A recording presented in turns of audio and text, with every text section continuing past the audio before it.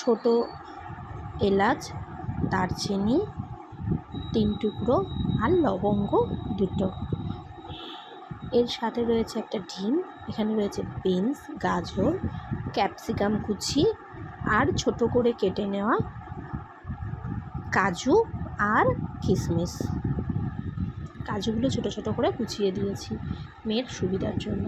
Boil করে রাখা rice, আর পুরো রান্নাটাই করব আমুলের বাটারে। চলো এবার আমুল বাটারটা দিয়ে নিলাম কড়াইয়ের মধ্যে। কড়াইটা গরম করে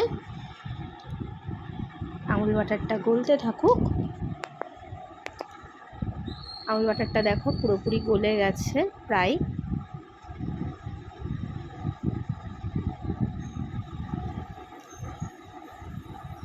এবার আমি ডিমটাকে এই আমুল বাটারে ভেজে নেব। আমুল বাটারটা পুরোপুরি গলে গেল। এবার ডিমটা দিয়ে দিয়েছি।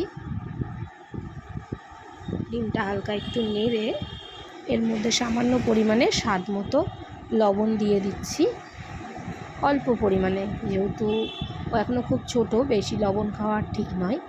খুব সামান্য পরিমাণে লবণ দিয়ে ভালো করে ডিমটাকে ভেজে নেব ছোট ছোট টুকরো করে। এবার এটাকে তুলে নিচ্ছি।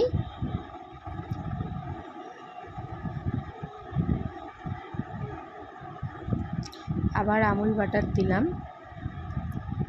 এবার এর মধ্যে আমুল বাটারটা পুরোপুরি গলে গেলে আমি সব রকম সবজিগুলো দিয়ে ভেজে নেব। তার আগে দারচিনি, ছোট এলাচ, লবঙ্গ এটাকে দিয়ে হালকা একটু নেড়ে নেব কড়াইতে। হালকা একটা স্মেল বেরিয়ে এলো। যতই হোক ওরাও ছোট, ওদেরও একটা টেস্টের প্রয়োজন আছে, তো এটা একটু নেড়ে ছেড়ে নিলাম। দেখো এটা প্রায় ভাজা ভাজা হয়ে গেছে। এবার আমি দিয়ে দিচ্ছি ক্যাপসিকামগুলো। আগে ক্যাপসিকামগুলো দেব, কারণ ক্যাপসিকামটা ভাজা হতে একটু সময় লাগে নরম হতে। ক্যাপসিকামটা নরম হয়ে গেছে। এবার দিয়ে দিচ্ছি গাজর, তার সাথে কুচি করে রাখা বিনস। পুরোটাই একসাথে আমি ভাজবো। এবার এটা একটু যখন নরম হয়ে যাবে আর একটু নেড়ে ছেড়ে নিই। এবার আমি কাজু কিশমিশটা যেটা আছে ওটাও এটার সাথে একসাথে দিয়ে দেবো, দিয়ে ভেজে নেব।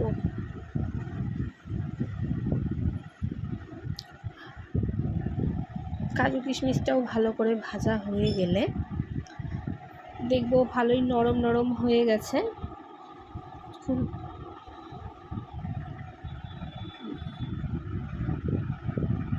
একটু সময় ধরে ভাজলে কি হয়, মানে বাচ্চা তো, ওদের মুখে বাঁধলে ওদের খেতে অসুবিধা হয়, তো সেই জন্য একটু বেশি করেই ভাজবো যাতে একটু নরম হয়ে যায়। আমি গ্যাসটাকে একেবারে লো ফ্লেমে দিয়ে রেখে ভাজছি, যে কারণে একটু সময় ধরে নিয়ে ভাজছি। দেখো কাজুগুলো এবার একটু মানে লাল লাল হয়ে গেছে হালকা।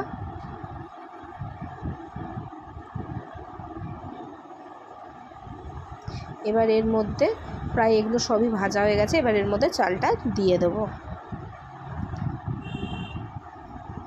বয়েল করে রেখেছিলাম চালটাকে আগেই। চালটা আমরা যেরকম সবজি দিয়ে রাইস খাই তার থেকে একটু নরম করেছি চালটা, যেহেতু ছোট সেই জন্য চালটা আরেকটু বয়েল করে নিয়েছি। নিয়ে এটাকে হালকা নেড়ে চেড়ে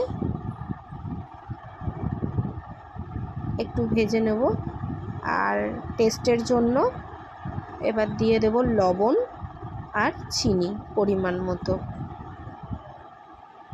সামান্য পরিমাণে লবণ দিচ্ছি, 1 চামচ চিনি আর সামান্য পরিমাণে লবণ দিয়ে স্বাদ মতো এটাকে এবার নাড়ব। লাস্টে ডিমটাকে দিয়ে দিচ্ছি। ভাজা হয়ে গেছে ওগুলো সব দিয়ে একসাথে ফ্রাই করে নেব। তাতে কি হবে, ওর সবজি খাওয়ার ইয়েটাও ঠিক থাকবে। আর একটু টেস্টের জন্য গোটা গরম হালকা একটু গরম মশলা অ্যাড করে নিলাম। আমার পুরো রেসিপিটা প্রায় কমপ্লিট হয়ে এসছে। তো এরপর দেখো এটা পুরো কমপ্লিট প্রায়।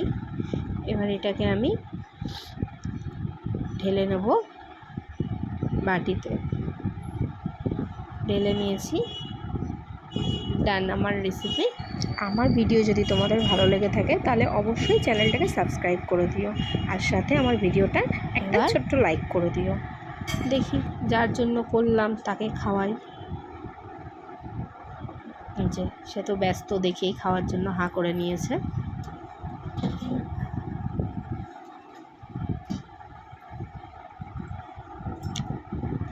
এবার সে ব্যস্ত, একা একাই খাবে, আর কাউকে লাগবে না, ও নিজে নিজেই খেতে এবার ব্যস্ত হয়ে পড়বে।